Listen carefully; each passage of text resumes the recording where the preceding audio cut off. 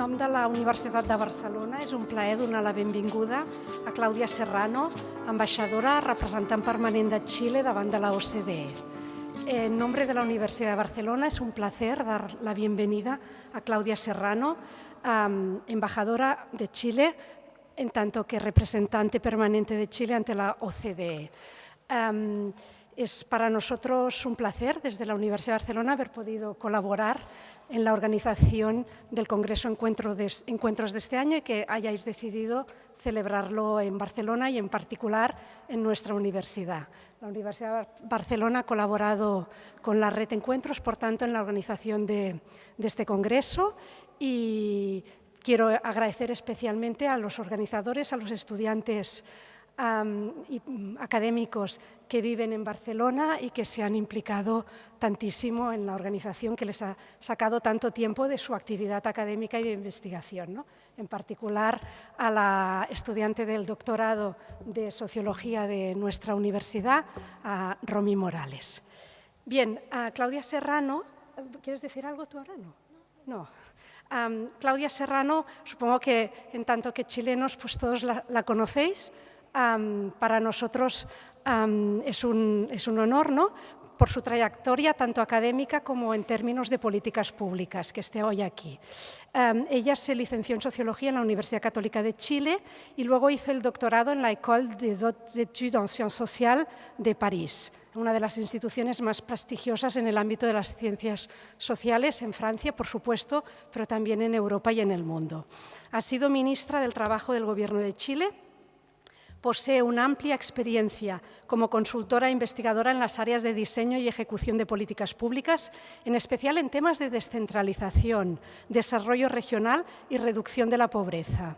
Ha sido investigadora en el Instituto de Sociología de la Universidad Católica de Chile y profesora en el Máster en Administración y Política Pública de la Facultad de Economía de la Universidad de Chile y en el Máster de Políticas Públicas de la Facultad de Ingeniería Industrial de la Universidad de Chile. Además, posee una connotada trayectoria política y de definición de los principios rectores de las políticas públicas en la transición democrática chilena. En su actual desempeño como representante permanente de Chile ante la Organización para la Cooperación y el Desarrollo en Europa, le correspondió presidir la reunión anual de ministros del año 2016 bajo el lema «Mejorar la productividad para un crecimiento inclusivo». Y es un poco de esto de lo que nos va a hablar hoy. Su ponencia se titula «Más conocimiento para una economía y sociedad diversificada, incluyente y productiva». Clàudia, tienes la palabra.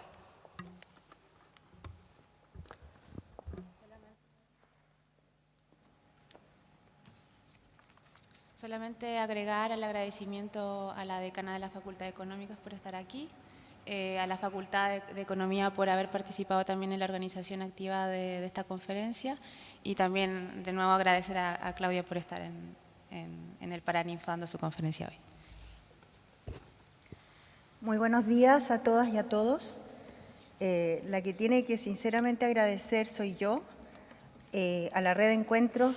En primer lugar, yo fui becaria hace un montón de años, ver la proliferación de chilenos y chilenas jóvenes estudiando múltiples cosas afuera, formando parte de este mundo global del que vamos a hablar hoy día, es una cosa que sinceramente me emociona.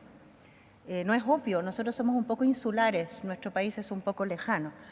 Y hoy día estamos conversando y entendiendo y participando del mundo, con la profunda convicción de que es importante devolver. Agradezco mucho a la universidad, yo me siento parte del ambiente académico en la vida. Soy una mezcla de política, de políticas públicas y de académica, siempre. De modo que me siento un poco en mi casa. Muchas gracias por la invitación.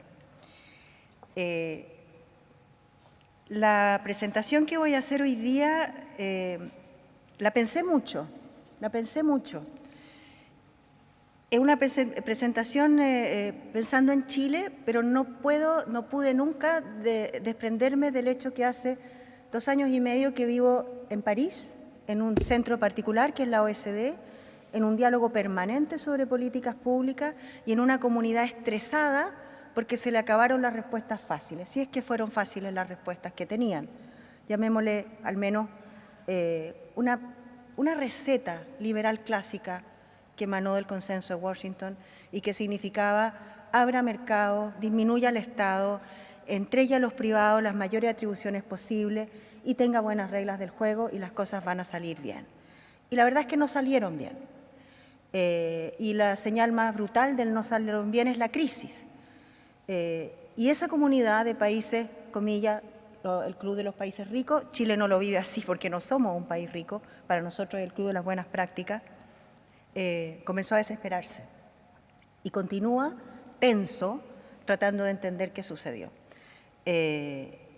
La tensión que ellos tienen, nosotros nacimos con ella porque en nuestro continente y en Chile las desigualdades feroces que hoy día afligen al mundo europeo o a los países desarrollados. Yo no quiero hablar más de países desarrollados o subdesarrollados, prefiero hablar de economías maduras, porque esa distinción podríamos conversar un poco después sobre ello. En muchos planos resulta irrelevante. Nosotros nacimos tratando de hacer políticas públicas en un contexto de tremenda desigualdad. En países con estructuras oligárquicas, con clases dominantes poderosas, con controles de poder a veces opacos. Había que luchar contra eso desde cuando empezamos a pensar el desarrollo. Y eso nos pone en una posición de diálogo, de comprensión, curiosamente, que nos da algunas ventajas. Así lo veo yo al menos. Tenemos esos elementos en nuestra matriz para pensar en políticas públicas. Y polemizo un poco quizás con un tono autoflagelante, para ocupar términos que me son propios. Para los que no son chilenos, vivimos el año 98 un dilema entre los que encontrábamos que el proceso que habíamos vivido en democracia y las políticas que habíamos impulsado nos estaban llevando por buena senda, y otros que pensábamos que lo que estábamos consiguiendo era muy transformista, como diría Tomás Mulián, que simplemente nos habíamos cambiado el traje, pero hacíamos lo mismo que habían hecho los militares antes. No creo eso. En esa época yo firmé por los autoflagelantes. Mirado hoy día, creo que Chile ha recorrido un camino extraordinario, y lo quiero decir de manera muy directa. Y voy a leer este párrafo. Con eso voy a ahorrarme algunas palabras y voy a ser más exacta. La ponencia está, si la quieren, me imagino que la red la va a poner a disposición. Y va a estar publicada en el libro, pero ahí me la vas a achicar, Romy, así que... Aunque a veces nos impaciente el ritmo en que se han ido alcanzando mejoras y nos inclinemos a mirar todo lo que falta por lograr en materia de bienestar, crecimiento económico, igualdad e inclusión social en Chile, no sería justo, al evaluar el proceso de desarrollo chileno, mirar el vaso vacío. Chile tiene muchos buenos resultados económicos y sociales, graves problemas de desigualdad e importantes desafíos económicos en materia de productividad e innovación. En estas coordenadas se juega nuestro futuro. La posibilidad de consolidar una senda de prosperidad pasa por dar un salto hacia una economía, sociedad del conocimiento. Y ese es el título de este encuentro. Por lo tanto, me pareció tan oportuno hacer el link entre esta reflexión que yo he desarrollado en la OCDE, en ese nicho, con la propuesta de este encuentro. Dar un salto hacia una sociedad, economía del conocimiento, y este debe ser conocimiento para el crecimiento y la inclusión, ambos aspectos juntos, vinculados, y no como una solución pragmática, sino que como una solución teórica y conceptual respecto a cómo concebir las políticas públicas. Ese es el contexto en lo que yo voy a hablar, y he organizado la presentación en los siguientes grandes temas. Primero, una introducción. Quiero parar un poco sobre el debate, quizás europeo, en Chile se llamará de otra manera, pero también duele de la misma forma la globalización o los tiempos en que vivimos. Luego, hacer una bajada a lo que pasa en Chile, tratando de poner lo bueno y lo malo, que tenemos, mirar con cierta serenidad. Después, hacer una pequeña reflexión, darme un gusto de socióloga sobre qué es la sociedad del conocimiento y la sociedad y economía digital. Sé que es un tema que se ha tratado mucho en el encuentro, así que puedo pasar más o menos rápidamente, pero necesito esos conceptos para poder comentar con ustedes cuáles son las implicancias de política. Entonces, podemos partir.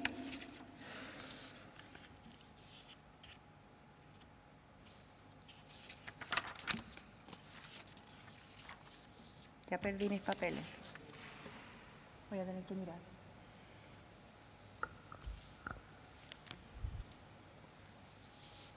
Quisiera ponerle nombre o especificar qué entendemos por globalización.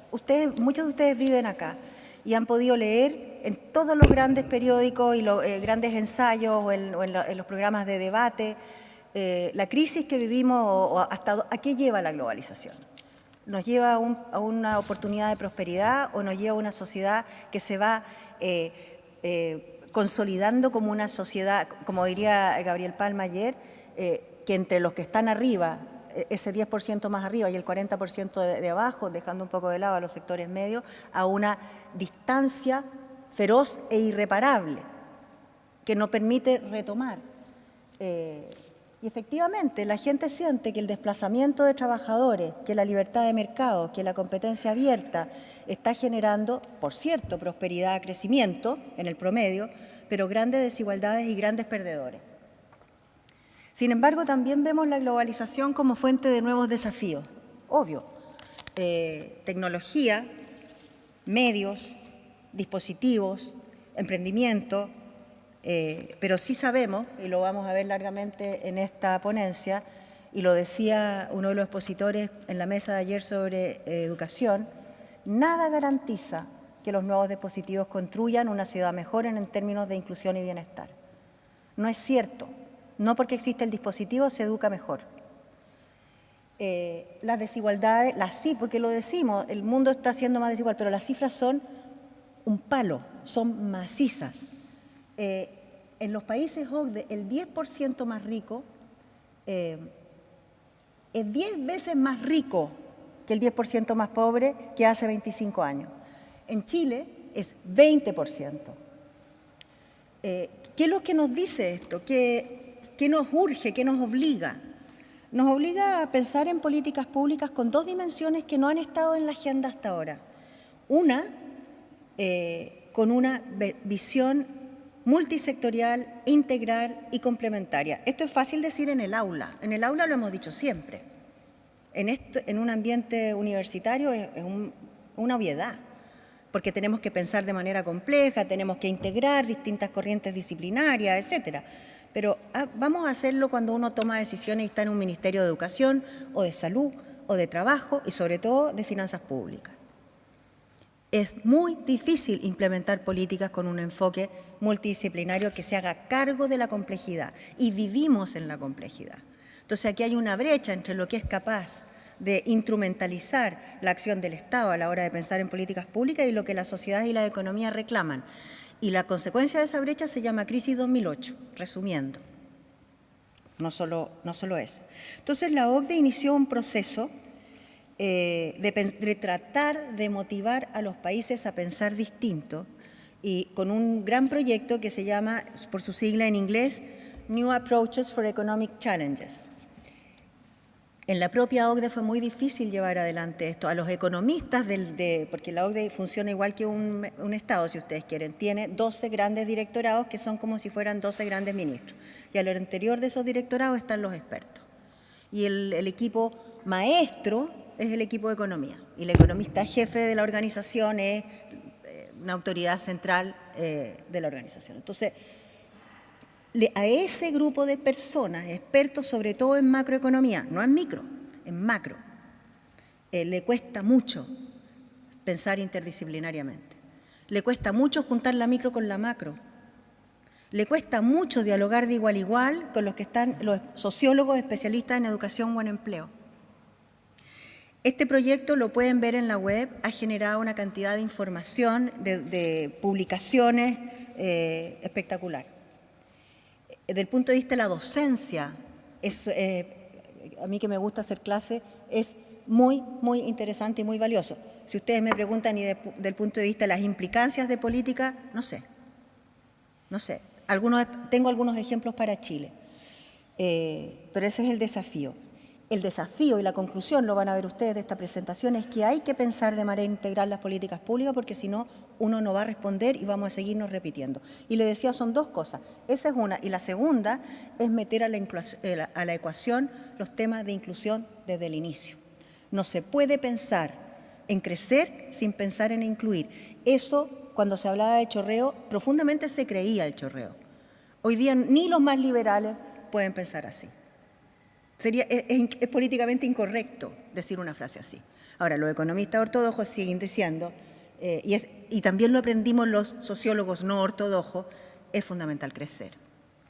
No nos contemos cuentos, si no hay nada que redistribuir, no funciona. Es fundamental crecer y no se crece de cualquier manera. Es fundamental competir, vivimos en un mundo global, las tecnologías están aquí, uno no puede parar el mundo.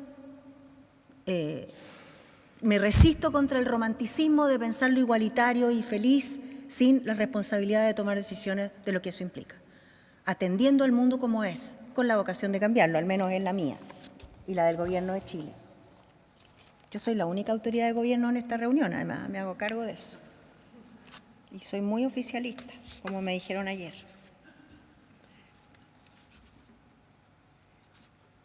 Bueno, ahí está. Paso al segundo tema, que tiene que ver con cosas que ya les he ido insinuando.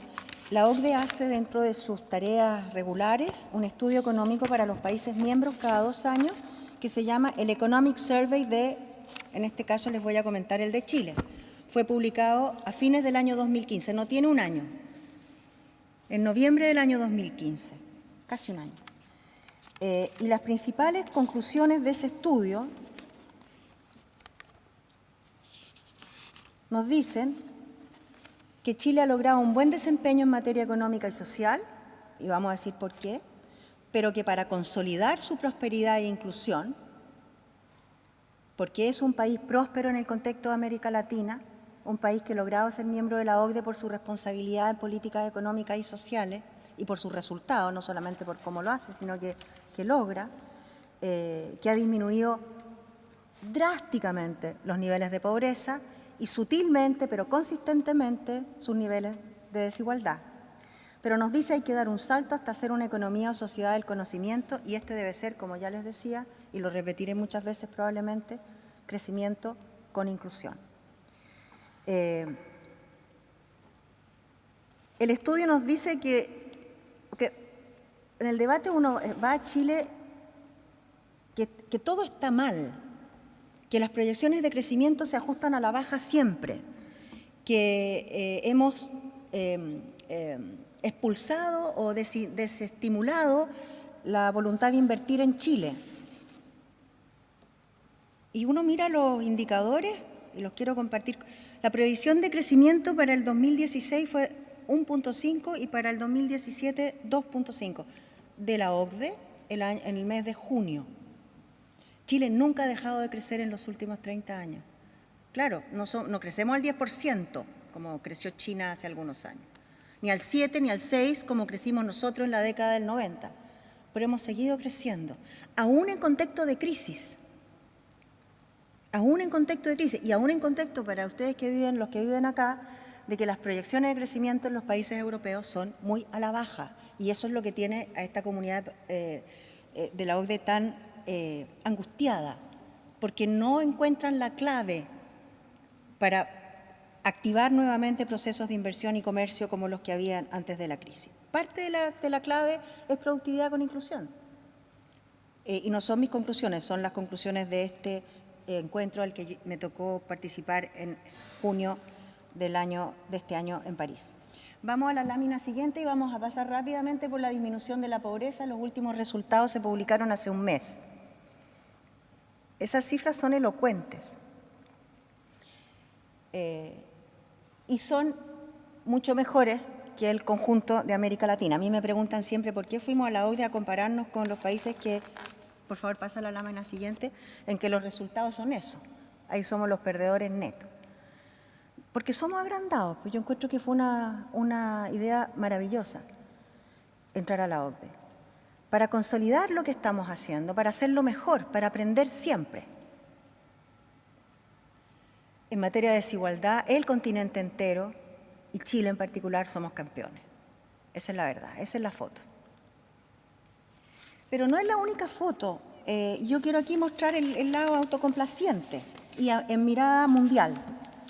Si ustedes ven ahí, ese es el índice de desarrollo humano. Chile tiene un alto nivel de desarrollo humano que mide tres cosas. Mide la buena y larga vida, quiero ver, lo tengo, vida larga y saludable, conocimiento y riqueza y patrimonio.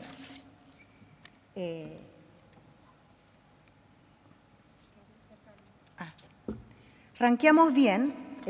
Yo lo hice como, tengo 4 gráficos que no voy a detenerme en el detalle, pero quiero compartirlo, ustedes lo pueden ver ahí. Si miramos también en la lámina siguiente, a nivel mundial, cuál es la foto en materia de pobreza, Chile tiene una posición ventajosa respecto al elenco mundial. Y en la lámina siguiente vamos a observar que Chile tiene un bajo nivel de deuda pública. Podríamos abrir el debate aquí. ¿Para qué sirve tener un bajo nivel de deuda pública?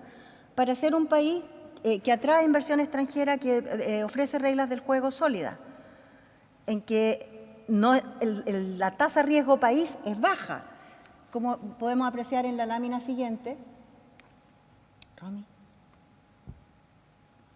en que somos un país con una...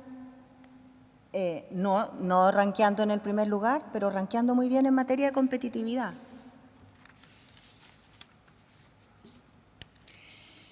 De modo que si uno resume la foto, nos va bien y nos va mal. Y la manera más notable de mirarlo es una lámina que no pude incluir porque no es una lámina, es un cuadro que era un poco latero, mostrar esto. Además me interesan más los conceptos que los números, pero se los quiero comentar. Aquí comparamos algunas cifras, Chile, OCDE, y algunas son buenas. Por ejemplo, el PIB per cápita en Chile es de $22.000. Es bueno para América Latina, es bueno para nosotros, ha ido subiendo. Somos de los más bajos de la OCDE porque el promedio en esta organización es de $40.000, el doble. Estamos mucho más abajo del promedio. Nuestro rendimiento en la prueba PISA de educación es de los más malos de la comunidad OCDE, el mejor de América Latina nuevamente, 411 versus 489. Esta cifra, hay dos que son las que más me duelen a mí. Los NINI, los porcentajes de jóvenes que no estudian ni trabajan, y que son mucho peor en el caso de las mujeres chilenas. La brecha entre este segmento para mujeres es horrorosa. Bueno, en el caso de Chile es 21%, en el caso de la OCDE es 16%. Esto es inaceptable. Y el segundo que me duele es que nosotros aportamos en I+D el 0.4% de nuestro producto y la comunidad OCDE aporta en promedio el 2.4%. Y este es el promedio, porque ni les digo lo que aporta Corea o Finlandia.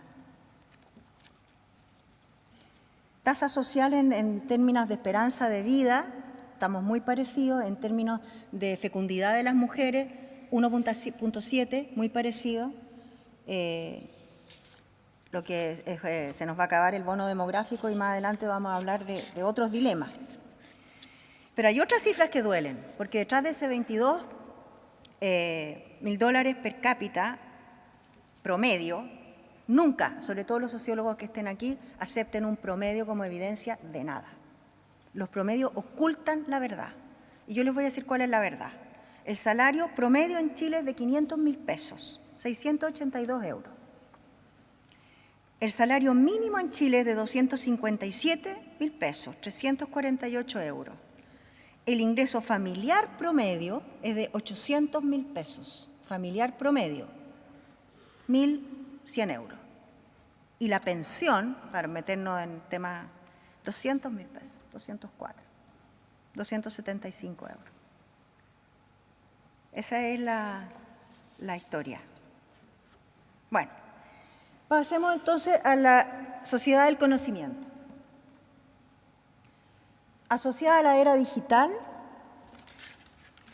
voy a buscarlo aquí para no darme vuelta.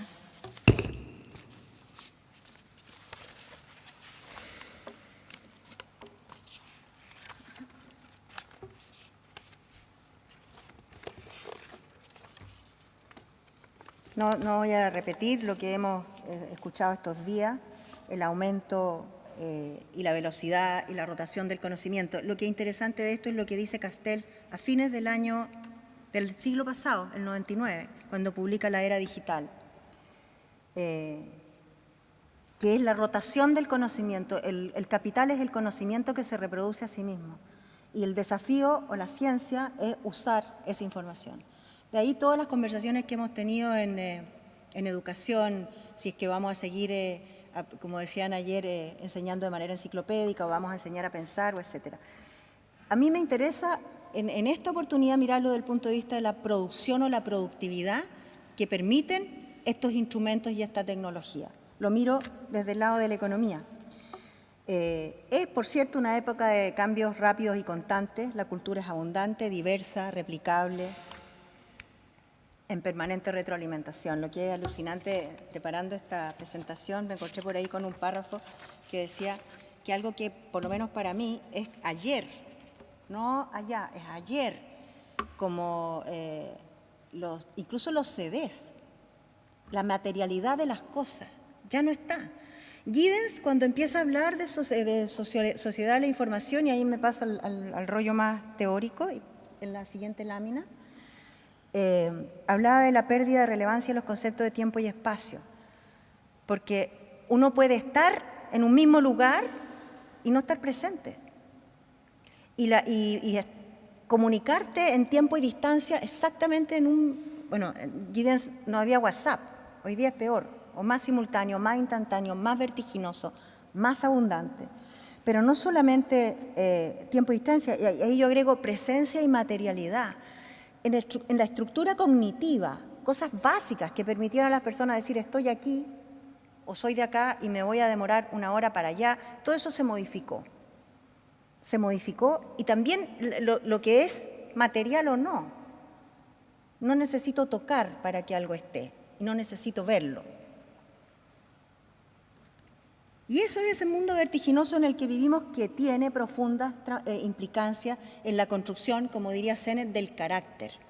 Tiene profundas implicancias en la manera en que se produce, en que producimos, en que trabajamos. Todo es más líquido, para hablar como habla Bauman o como el profesor Turén, cambia el concepto de actor por el concepto de sujeto. Se modifica profundamente la construcción del sujeto y la construcción del colectivo y la construcción de la comprensión de nuestro entorno como sociedad. ¿Y cuál es la implicancia?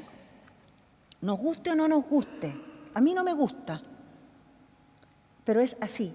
Es un mundo tan lleno de opciones, que los individuos o sujetos están sobreabundados de alternativas con el sentimiento de que todo es posible y lo quiero realizar, Esto no es consumismo, no es un tema de mercado, esa es una lectura fácil, es consumo en un sentido más comprensivo, en un sentido sociológico, de consumir como realizar, hacer acto, tiene que ver con el deseo. Es una amplitud del deseo porque todo es posible y todo lo quiero realizar ahora y por lo tanto no quiero esperar. No quiero esperar a que la reforma educacional que se está implementando en Chile madure. Necesito el resultado hoy, el primer año. Las implicancias que tiene esto en términos de ese malestar, esta protesta, esta insatisfacción, en Chile, en Europa, en UK cuando vota Brexit, en toda la corriente de ex países del este, Hungría, República Checa, Polonia, la próxima elección en Francia, que va a ganar en primera mayoría el Frente Nacional, tiene que ver con este sentimiento. El voto Frente Nacional es un ex voto comunista en Francia. Yo no estoy haciendo en este momento de mi vida sociología política o ciencia política, pero no se puede dejar de pensar en clave política cuando estos temas están sobre la mesa. ¿Cuánto rato llevo? Dios me libre.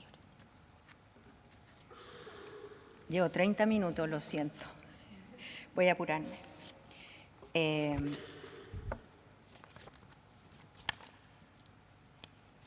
Siguiente, por favor.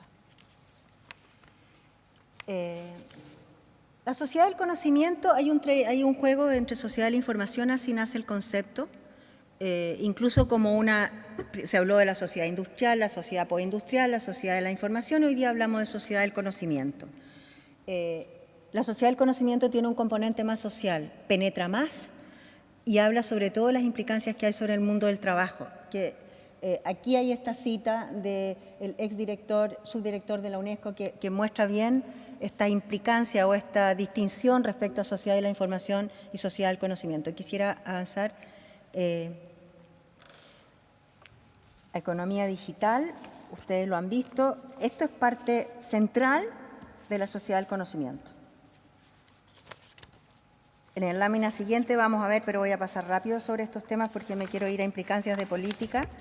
En la lámina siguiente, por favor. El uso de las TIC en las empresas. La OCDE está realizando un estudio con empresas que tienen más de 10 empleados.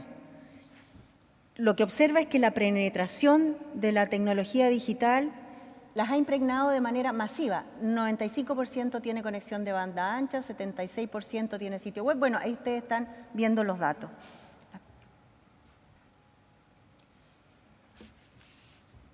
¿Puedes avanzar la siguiente?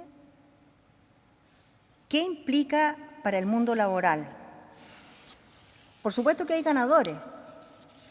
La población laboral más preparada, en Chile, se los digo a todos los que están haciendo doctorado aquí, la retribución al doctorado es altísima proporcionalmente, en términos salariales, en términos de desempeño laboral.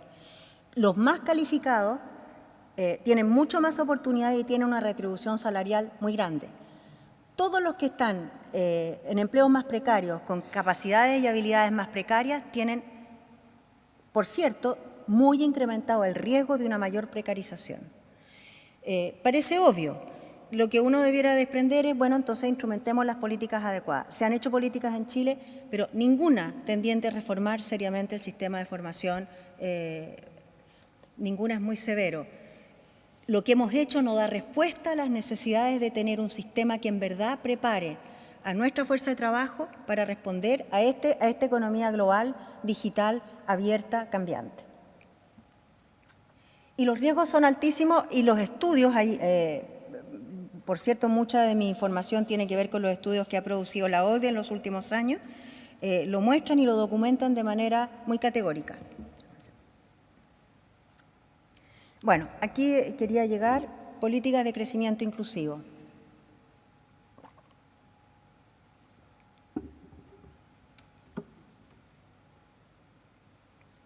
En este estudio NAEC que les mencioné al comienzo, y sobre todo en la reunión que tuvimos en junio en París, la reunión anual de la OCDE, Chile propuso el tema, y el tema que propuso fue aumento de la productividad para un crecimiento inclusivo.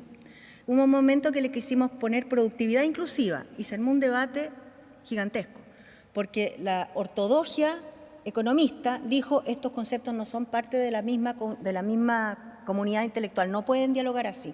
No se puede ponerle un calificativo inclusivo a la palabra productividad. La productividad no es inclusiva, la productividad es productividad, me decían. Bueno, como esta es una organización que lo que publica, y sobre todo cuando es aprobado por su consejo, es por consenso, no pudimos decir, como uno puede hacer en la academia, usted puede pensar eso, pero yo quiero proponer esto y este concepto voy a usar. En ese momento hubo que cambiar. Y lo que cambió la organización y produjo un documento, que los invito a leerlo, es una preciosura, se llama, no me acuerdo, pero el nexo entre productividad e inclusión. Y todo lo que hace, y en rigor el rechazo que recibimos al principio ayudó, fue argumentar qué profundo es el nexo, lo que los países requieren para ser en verdad productivos. Porque el dilema es, ¿cómo somos productivos? Desde el año 2008 que los países dejaron de crecer. China dejó de crecer, nos dejó la escoba en América Latina. Los países europeos no están creciendo. Y entonces, ¿qué hacemos? ¿Qué hay que hacer? La productividad empezó a declinar antes de la crisis y ha seguido declinando. Entonces, cuando Chile propone el tema productividad, todos estuvieron muy interesados. Hay que analizar este tema. La productividad es más del universo de lo micro que de lo macro. Tiene que ver con la empresa. sucede en la firma, sucede en el área de la innovación, del conocimiento. No es la ecuación monetaria o fiscal grande. Entonces, diría que el Fondo Monetario, el Banco Mundial, la propia OCDE han tenido mucho más firmeza para los arreglos macro que para las recomendaciones micro. Y llegó la hora de la micro, en todo orden de cosas. Llegó la hora de la recomendación más específica de política. Entonces, la recomendación específica de políticas acá es: usted no va a ser más productivo si la innovación tecnológica la captura en la firma en la frontera y no derrama. ¿Qué es lo que está pasando? Usted no va a ser más productivo si su colectivo que viene a entrenarse acá son 1.000 chilenos o 10.000 chilenos respecto de una población laboral de 14 millones. Usted no va a ser más productivo si concentra en Santiago el 40% del producto y no mira sus regiones y los activos territoriales que ahí están, o no hay nada. Y usted no va a ser más productivo si sigue pensando que la única manera de crecer es exportar cobre o agroindustria. La recomendación que le hace la OCDE a Chile, lo que pensaba hace un rato, en ese estudio del 2015 es: pase a economía del conocimiento, si no, se va a quedar ahí, atrapado en la trampa de ingreso medio. ¿Y cómo se pasa? Hay una sola manera, es verdad que es una sola. Y eso, cuando decía Gabriel ayer, hay que tomar decisiones, uno escoge. Hay una sola. Anoche, entre copas, lo volvió a decir, y como él es economista, pensemos que tiene más evidencia que yo soy socióloga, modestamente. Una sola es hacer política industrial, es innovar y generar más productividad en el ámbito de la empresa.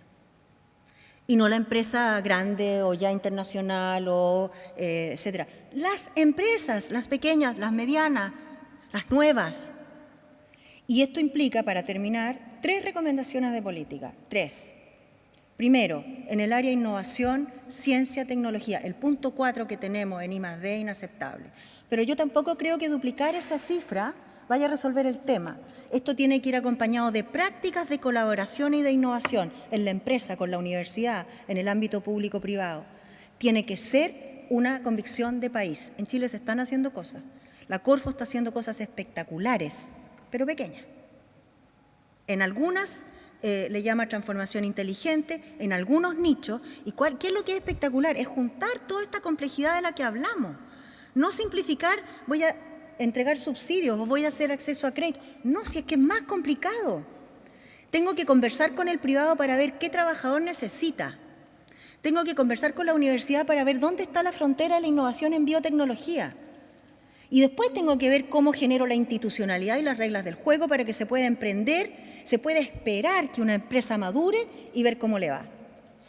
Y eso, estoy inventando una relación de hechos sensato. Segundo, educación y formación en un mundo, como les decía, abierto, competitivo, exigente, etc. Desde el minuto más inicial de la educación hasta formación para la vida, reentrenamiento, actualización de destrezas que dejan de estar vigentes, etcétera, etcétera. Y tercero, lo decía Gabriel Palma ayer, y parece una parte latera, quizás es latera y es tan importante. Hay que ponerle baranda al mercado. El mercado efectivamente es un espacio de creatividad, de emprendimiento, etcétera, pero también es un espacio de captura, de control, el que tiene y conoce las rutas del poder y el que se maneja en ese espacio tiene tantas posibilidades de ganar, pase lo que pase, o de permanecer en una línea de flotación, pase lo que pase. Si las empresas se pueden poner de acuerdo en precios, ¿qué incentivo hay para que inviertan? ¿Por qué van a mejorar la productividad si ganan? ¿Para qué se van a arriesgar? Bueno, si uno no empareja la cancha, y este nuevo es un concepto de la presidenta Bachelet, por cierto, es un concepto mío, etcétera, es un concepto de la OCDE. Estos países, por eso les decía yo que es sorprendente que estos países estén buscando resolver temas. No es tan distinto hacer políticas públicas aquí o allá. En nuestro caso, claro, nos duele, nos aflige, pero emparejar la cancha para que los que tienen ventajas adquiridas y sin muchos estímulos salgan del mercado si es necesario. Salgan. Es duro, ¿eh? Para que haya derecho a intentar y quebrar y te puedas salir, pero para que haya espacio a que los creadores, los innovadores, los jóvenes, los startups puedan ingresar, puedan permanecer, puedan conquistar. Eso necesita reglas del juego. Eso necesita, por ejemplo, la Ley de Regulación de Competencia que se publicó hace un mes en Chile y que impide los acuerdos de precios, los acuerdos de zona, los acuerdos territoriales, etcétera, etcétera.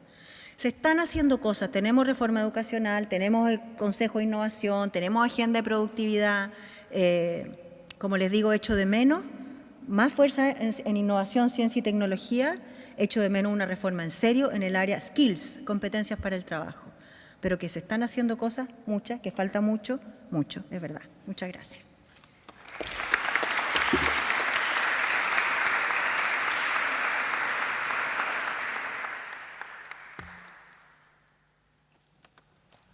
Muchísimas gracias, Claudia. Y ahora, antes de daros la palabra a vosotros para que le podáis hacer las preguntas que os plazcan, que además ella expresamente ha pedido que sean de viva voz, o sea que las recogeremos de viva voz, le haré yo una primera pregunta para romper el hielo.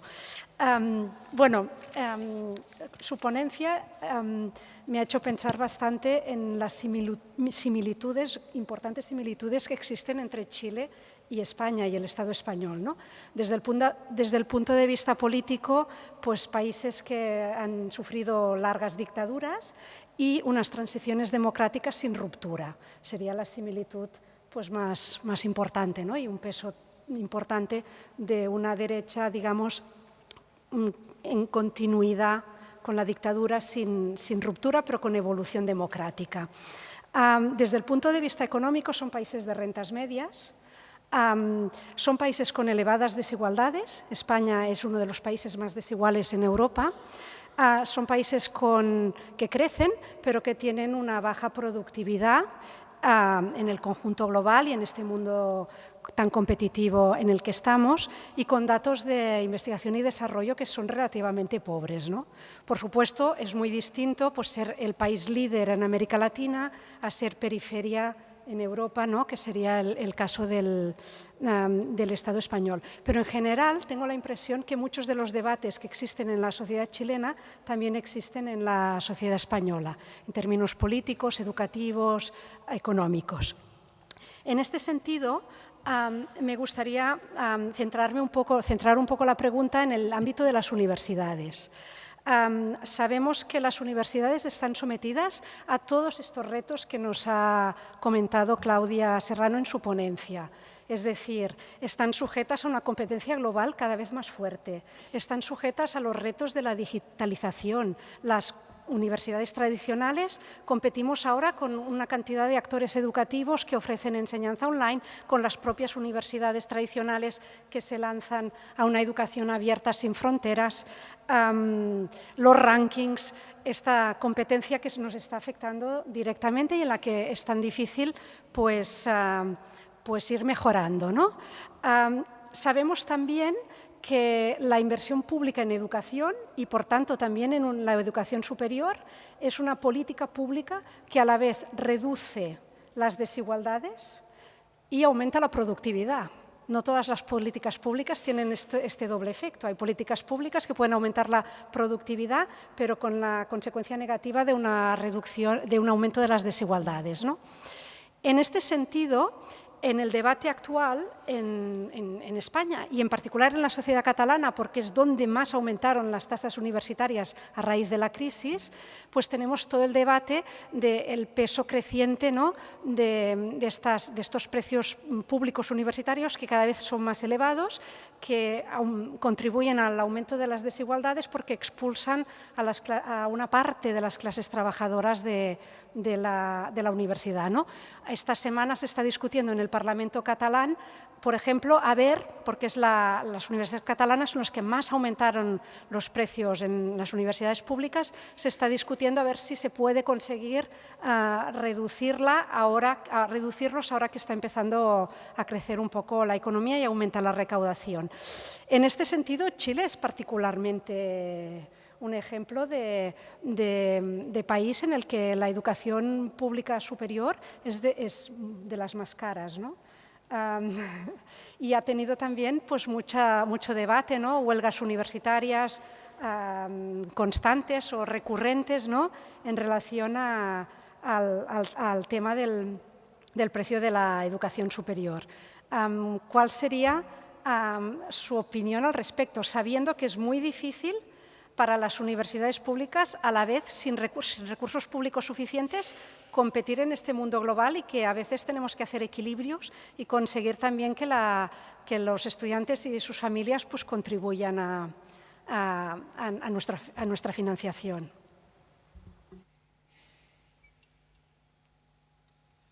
Qué difícil. Qué pregunta. ¿Se escucha? Encuentro una pregunta notable y muy difícil. No sé si la puedo responder.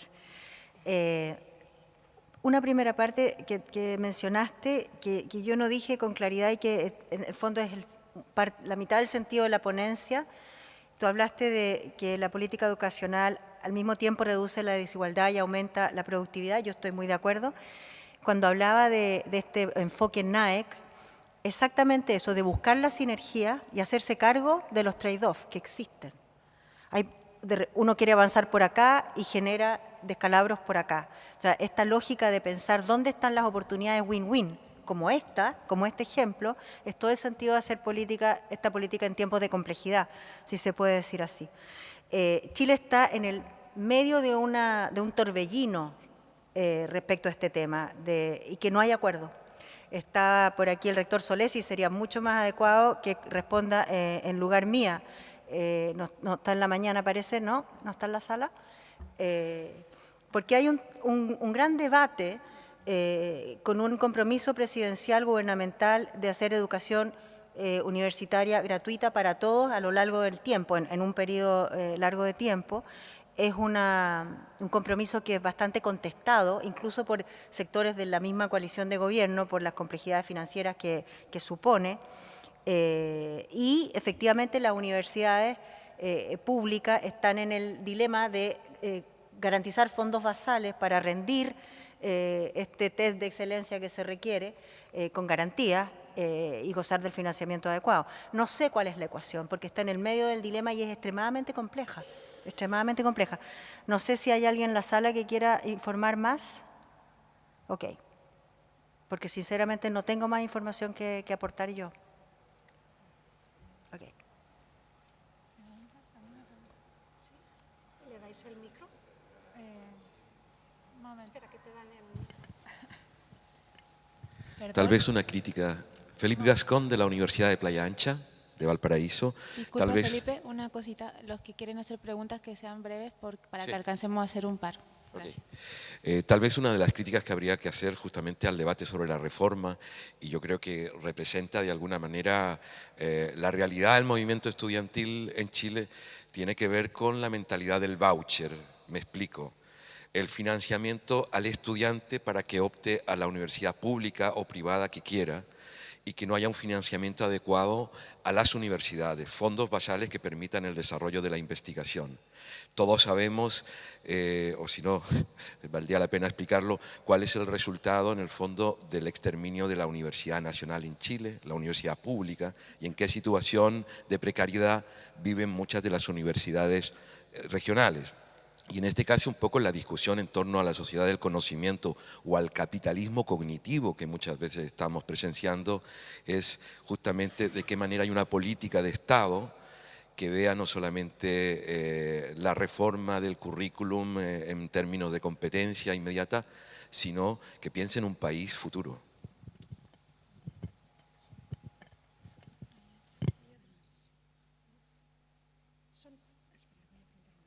¿Son todas de este tema? Si acaso las agrupamos, las que sean de este tema que ha surgido a raíz de mi pregunta sobre la universidad, levantad la mano las que sean de este tema y luego ya abriremos el debate para otras temáticas relacionadas con la ponencia de la doctora Serrano. ¿Hay alguna de este tema de universidad? Hola, buenas tardes. Yo soy Miguel Crispi, trabajé unos años en el Ministerio de Educación viendo distintos temas de reforma. Y lo que quisiera agregar es que yo creo que a lo menos en Chile nosotros Disculpa, tenemos... ¿en estos momentos dónde estás? En este momento estoy en el mundo de la creación libre. ¿De la creación? Libre. Ah. ¿Y vives en Europa? Estoy unos meses en París. En Sí. París. Muy bien. Que respecto sobre todo a skills, uno tiende y la generación del conocimiento, una sociedad del conocimiento, a pensar como que el mundo son las universidades. Y las universidades son selectivas. O sea, son los mejores, son los más brillantes. Y el mundo inclusivo es el mundo técnico profesional. Ese es el mundo de lo que los países debieran, como en mi opinión, poder decir no sobra ninguno. O sea, para que, no sé, para que un país como Chile pueda superar sus desafíos, no sobra ninguno. Tú tienes que ser capaz de educar en términos de entregar capacidades para el trabajo y la productividad a todos los chilenos. Y en eso al menos nosotros, no sé cómo es en España, y te devuelvo quizás la pregunta, ¿cómo se ve? Nosotros tenemos una sociedad súper aspiracional, por tanto todos quieren ir a la universidad y todos quieren ser doctores y magíster. La verdad es que la mayor cantidad de los chilenos comunes y corrientes no tienen esas posibilidades y lo que el Estado chileno debiera ofrecerles es la oportunidad de capacitarse para el trabajo y es el mundo técnico profesional. Y la discusión, por ejemplo, de la gratuidad en Chile, como que se olvida la discusión de, bueno, entonces, ¿cómo financiamos gratuidad para el mundo técnico profesional que es distinta? Que son estudiantes que, como el mérito académico, respecto como cuando uno trata de como segmentarlo y separarlo de lo que es como lo que uno trae como de la casa, el capital cultural, en el caso técnico profesional, no. O sea, es sin selección. No hay una prueba estandarizada antes de entrar al mundo técnico profesional.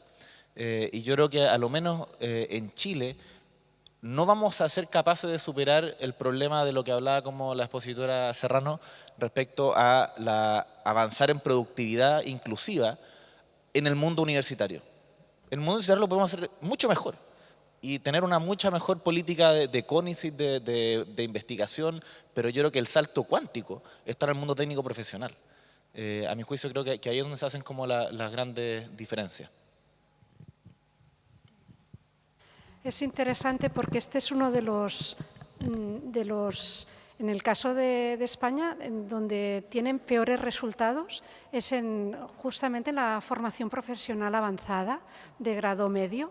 En España hay la diferencia sobre todo con los países más avanzados de Europa. El porcentaje de estudiantes que van a la universidad es similar y de titulados universitarios también. Y donde está el gap es en las titulaciones medias. Hay mucha más gente que solo saca la primaria o fracaso escolar, índices de fracaso escolar en la secundaria muy elevados, y un gap de formaciones intermedias de tipo técnico profesional, que es el que ahora se está intentando potenciar, pero realmente en este ámbito no se ha sido un ejemplo para nada. No sé si tú quieres añadir algo. No.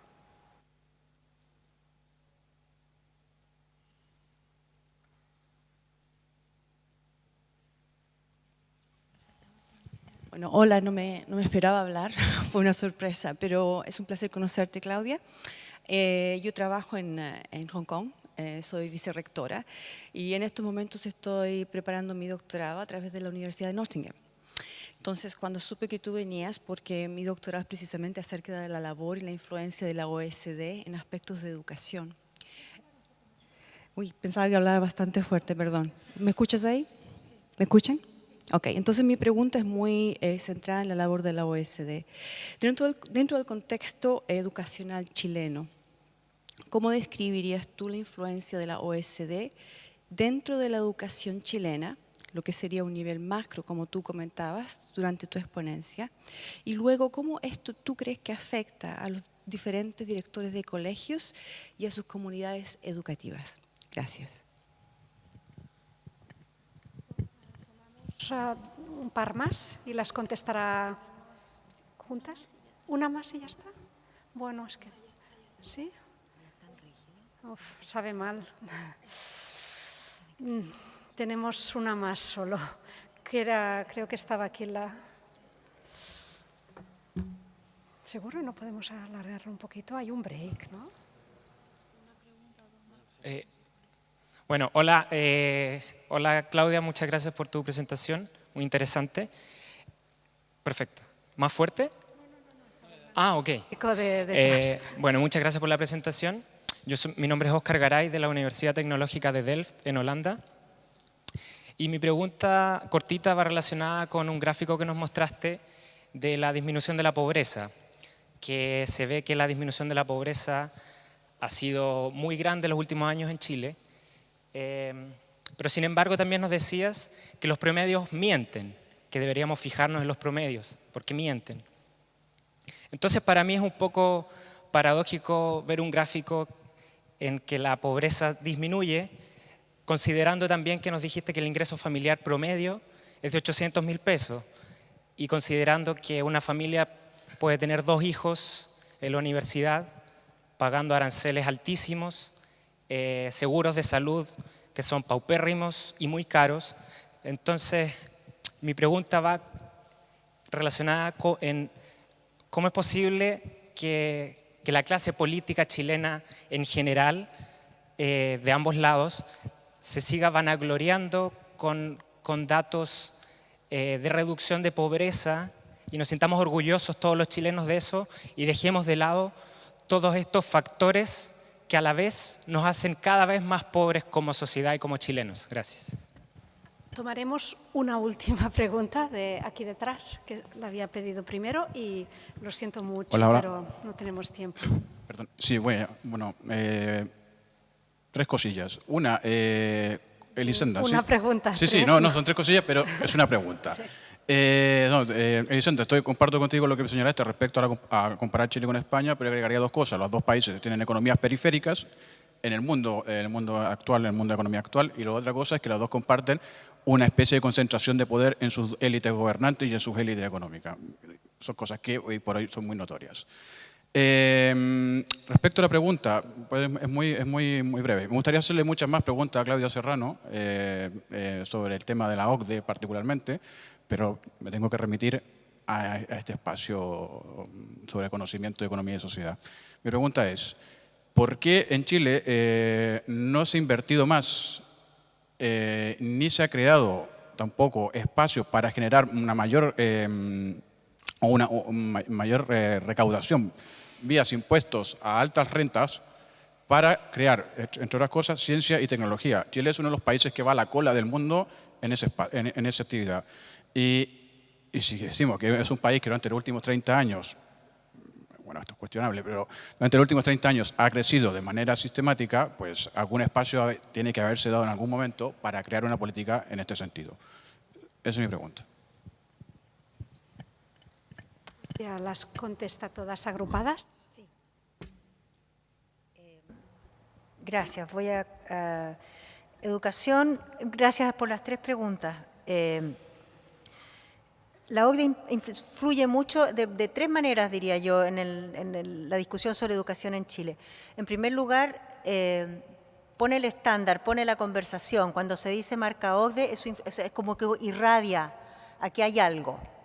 Y la OCDE, como tú sabes bien, publica muchas cosas sobre educación. De inmediato, la prensa o los medios recogen, analizan de inmediato. No solamente los resultados PISA, sino que recomendaciones de política.